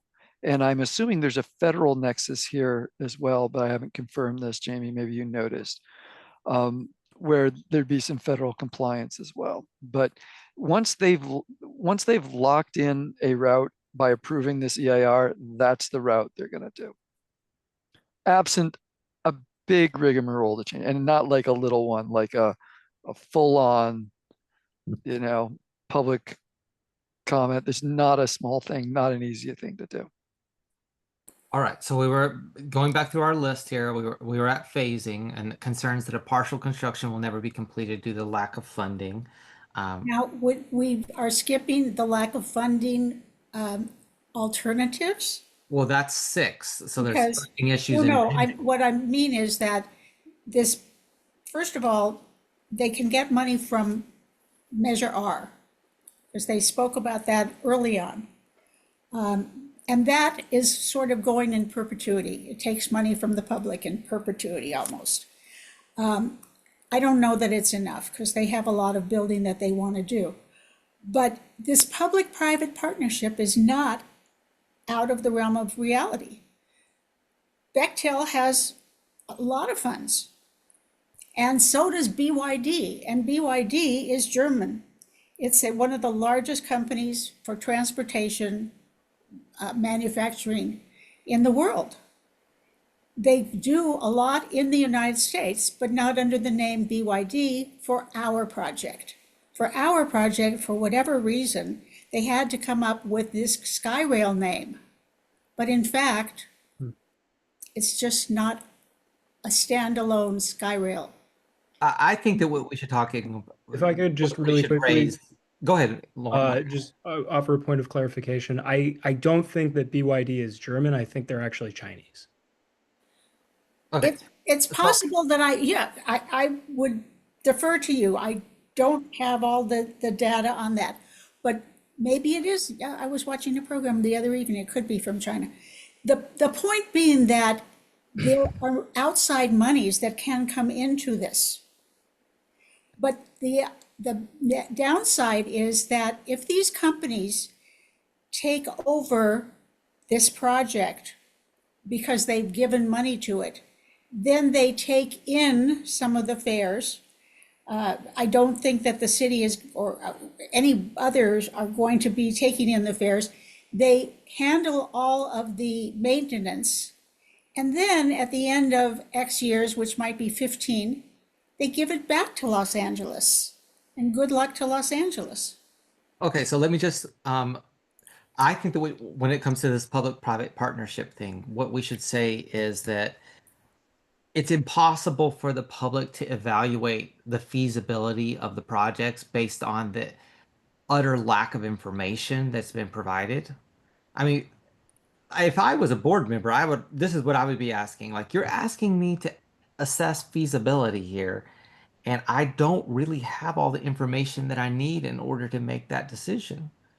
Um, from what Bob was saying, a lot of that's sort of like confidential and proprietary, and they're in a negotiating stage, but this is a public document. We're supposed to help, review the document. The other thing I want to point out is just today there was a Bloomberg article about Brightline. Have y'all heard? Does anyone know what Brightline is? They're a company that built a high-speed rail in Florida between Orlando and Miami, and it cost billions of dollars. And they just reported a $500 million loss. It was a public-private partnership. It had no public funds whatsoever. The ridership just wasn't what they thought it was going to be. And Bloomberg's reporting that it may fail. And they were also the company that is doing the high-speed rail between Vegas and Rancho Cucamonga, which is scheduled to open by the time the Olympics start in LA. And so it really kind of brought up this whole like conversation about public-private partnerships for large transit projects and the feasibility of them in light of this decreased usage of transit in general that even Metro has been experiencing. So the ridership is down. And they're not really sure why. Some people have said it's for safety and other things like that, but just all across the nation, ridership is down. And so I think we should bring up the idea of the feasibility of a public-private partnership is in question. And there's lack of information in general about that, which doesn't allow us to evaluate which of these alternatives is truly feasible. That's what I would be. I think we have to raise those two topics personally. Hey there, Jamie, write that down real fast. Okay. Article. Can I build on that, Jamie? Just 1 second. Let me write it down real quick. Lack of detail regarding public-private partnerships precludes evaluation of feasibility of alternatives.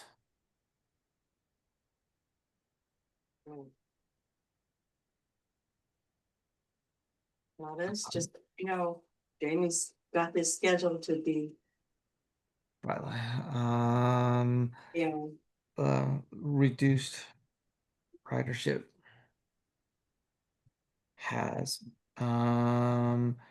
called into question public-private partnerships.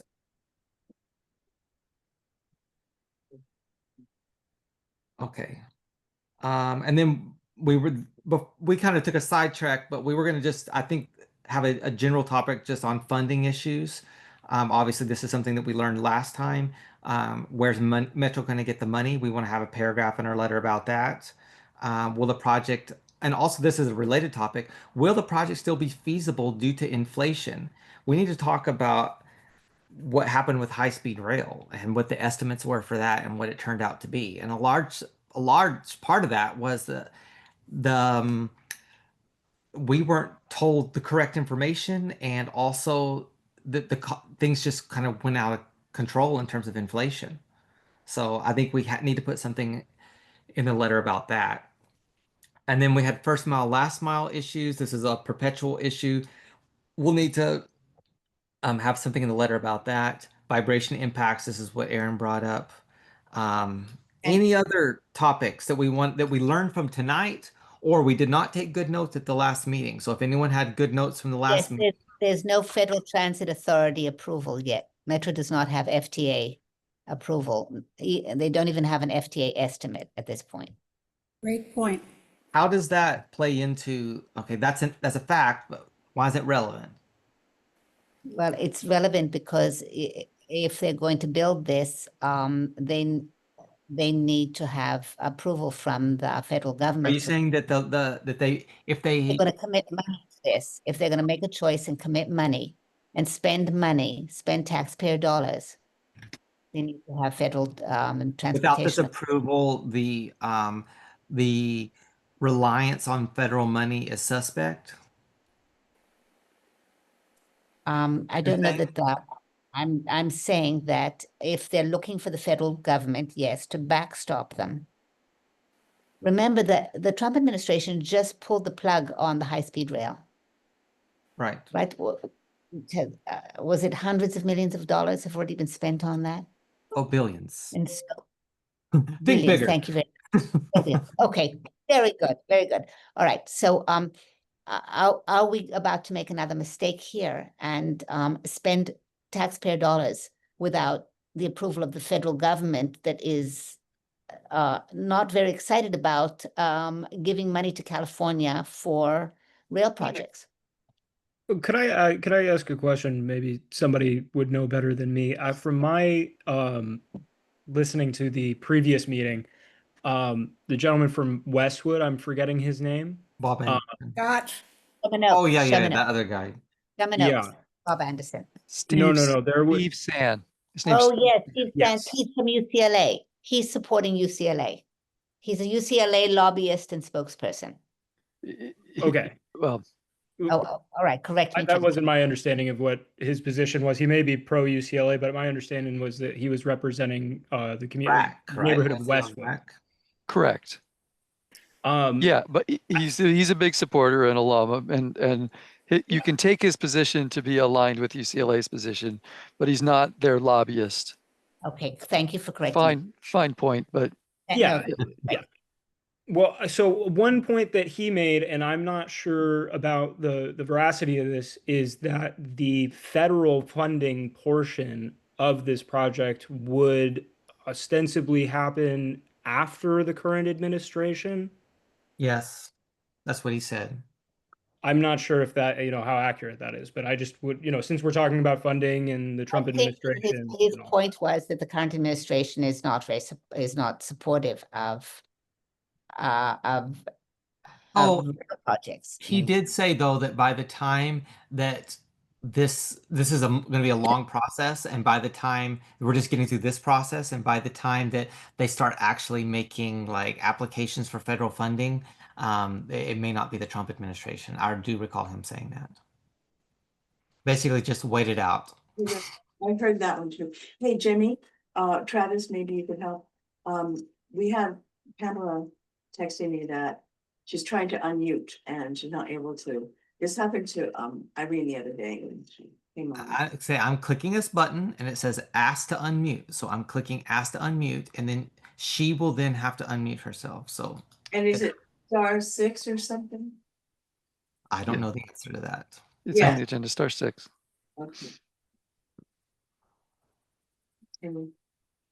If we have a moment while we're figuring things out, Jamie, I have two more things from my notes that I'm not sure if we want to include from tonight's presentation, but maybe. The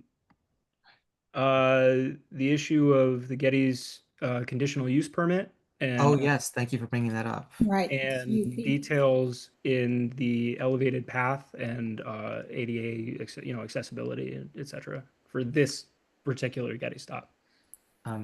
Getty stop. So give me the more on that last one. CUP. I know I got that one, but the Sorry. first one is it ADA? What was that? Say it one more time. I think she said that element hadn't been fully planned, that it should be ADA compliant, and we were talking about whether there'd be an elevator or escalator. It has to be ADA compliant. Yeah, it would have to. Yes. It would have to. Yeah. Why don't we just, rather than that, why don't we say more details are needed in order to evaluate usability and connection with the Getty Center? which includes ADA compliance. Needed to evaluate usability. My turn? Your hand No, was up for a long time, Exactly. Nikki. Hold on, just 1 second. We gotta say Getty conditional use permit. If we just talk and we don't take notes, then we will literally have nothing to show for our work. That's Getty conditional use permit, did it, was there a condition of approval? Limiting, usage, number of visitors? There Will was, need to- I don't know if there still Will is, but I it remember that. need to be amended if the stop, the Getty Center stop is designed to increase capacity?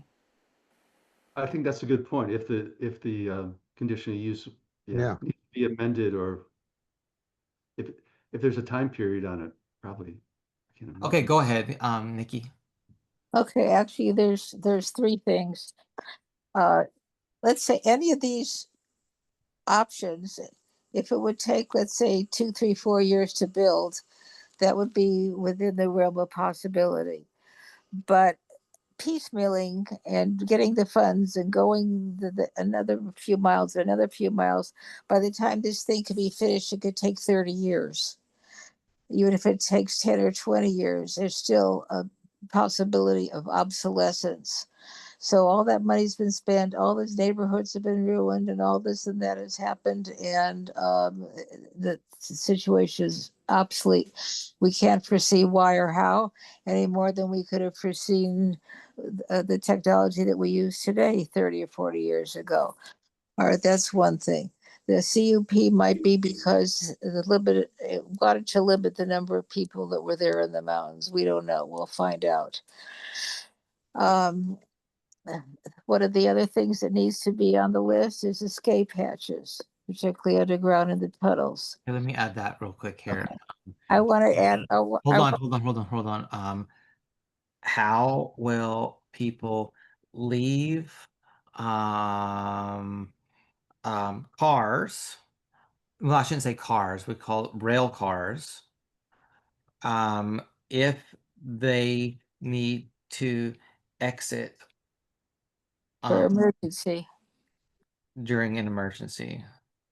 I think that cuts both ways. If it's on the freeway, that's kind of a dangerous situation, but also the subterranean portions. I don't know if it's worth making the distinction.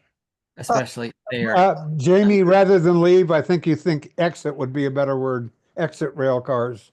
Okay. Exit rail cars and exit the tunnel. That's the problem. And exit Sepulveda.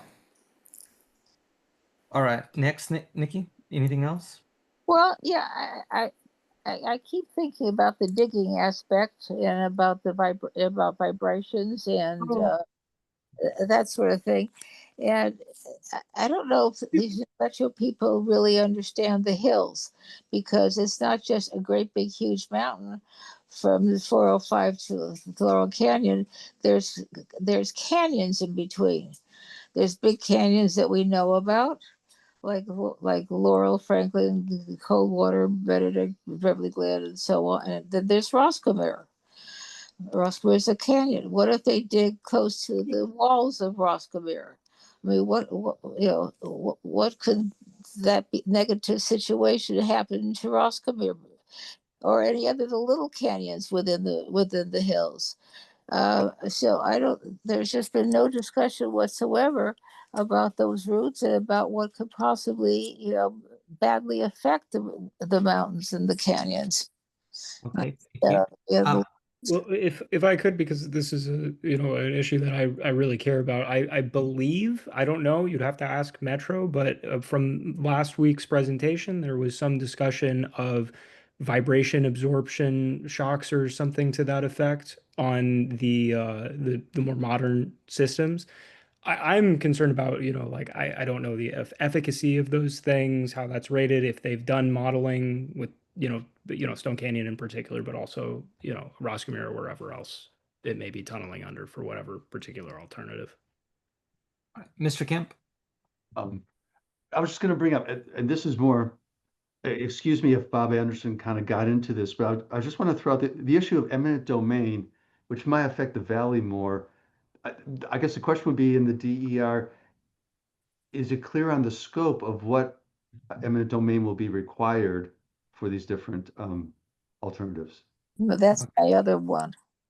It's good point, because especially on the valley side, there's a whole housing project on the west side beyond between Ventura Boulevard and Mulholland Drive. Okay. We're getting near the end. It is getting 8:30 and some of us have not eaten dinner yet, including myself. So, do we feel like that we have captured the main points of the things that we've learned tonight and that we would want to have in the letter? If somebody finds that they have a point that wasn't made, they can send it to you, yes? Oh, of course, absolutely. Okay. And this is a work in progress. It's called a Google Doc. So Uh, like I'm editing it in real time, and I will continue to add on this at our next meeting. So I think it's really important. Maybe see, we're kind of muddling through this and learning how we're going to do this. I actually thought this was useful to leave more time for us to kind of talk about what we learned Yeah. and to kind of work together in real time and create some notes. This is just a little outline so that when we're ready to kind of draft a letter, we have something to work from. When will our next meeting be, Jamie? Next Monday. And so our next meeting is going to be on August 4th. Yes, it's already hard to believe. It's going to be August. I already have that I already have that listed. Okay. And I think that we had scratched down that we were going to try to ask someone from UCLA to attend. Travis, do you know whether that is that still the plan? I can certainly make some inquiries on that. The other is Fred Rosen agreed to come and chat about it as well, and he's a very deeply involved with the process, shall we say? Yes, deeply involved. And I think that would be useful to hear, and I think it shows good community outreach to try to hear from people who are on all sides of the proposals. Yeah. So we have two more community stakeholder groups that we're going to Yep. speak with. It's going to be either Fred Rosen or UCLA. So we're not sure who our invited guest is going to be next week. And What then about, excuse me, I just thought, what about Skyrail? Because now we're talking with the Getty and they're standing back and say, oh, we're not designing this. So Skyrail has to design it. Well, So we haven't even decided if it's them or Bechtel. Sorry, Well- Nikki? Say it again? It's between them or Bechtel, so there's no point in having one of them talk to us when it could end up being the other one. And I mean, our time is limited. And by the way, I think Fred Rosen coming on is an excellent idea. Yes, Um, he's rather outspoken. I have a question. all right, well, that's it's going to be we're going to meet next Monday, 6:30 to 8:30. We're going to leave ample time to do what we did again, what we did tonight, next Monday. So I'm going to have to probably conclude the meeting. Is there anyone else that has something that would like to say during the good of the order? I just want to say, Kathy here, that Go ahead. I'm looking forward to seeing the AI report that we're gonna get to print out, or we're not print out, but save as a document Hopefully that- it was activated in time, Kathy, but go ahead. eventually, right? Okay, oh, I mean, I see what you mean. Meanwhile, were you going to talk about homework, about like looking at the DEIR and dividing up any sort of labor? I think that's going to be a separate conversation that Travis and Irene and I are going to have. But maybe what we did tonight would help address some of the issues that were discussed, that Irene and I discussed earlier today. Go ahead, Aaron. Yeah. Let me know if this is something that I should discuss with Robin, maybe. It dawned on me while you were kind of closing up that we never discussed, beyond having speakers from the community, how else we were going to solicit input from our community. That is actually, I'm glad you brought that up. And we notice how we literally had two people here tonight. Yep. More, because we're not telling people about these meetings. And we got to figure out how to do that. And I don't have a good answer for you besides MailChimps and people maybe in their HOAs sending out a message saying, hey, there's this neighborhood council meeting, you're invited to attend. Those, or posting it on Nextdoor or Facebook. But someone, if you wanted to volunteer, you know, you could work with Kathy or someone from the outreach committee and do that. All you literally have to do is come up with a pithy one paragraph something telling people to show up next Monday at 6:30 and circulate it. Okay. Yeah, I am on the outreach committee with Robin, so I'll get together with Robin and talk about Perfect. that maybe with Kathy too. We appreciate it. I give you my thanks in advance. Absolutely. Okay. All right. Well, I'm going to go ahead and close out the meeting. Thank you, everybody, for a productive meeting, and I will see you next Monday. Thank you, Jamie. Thanks, everybody. Thank you, Bye, Jamie. everybody. Thank you, Jamie.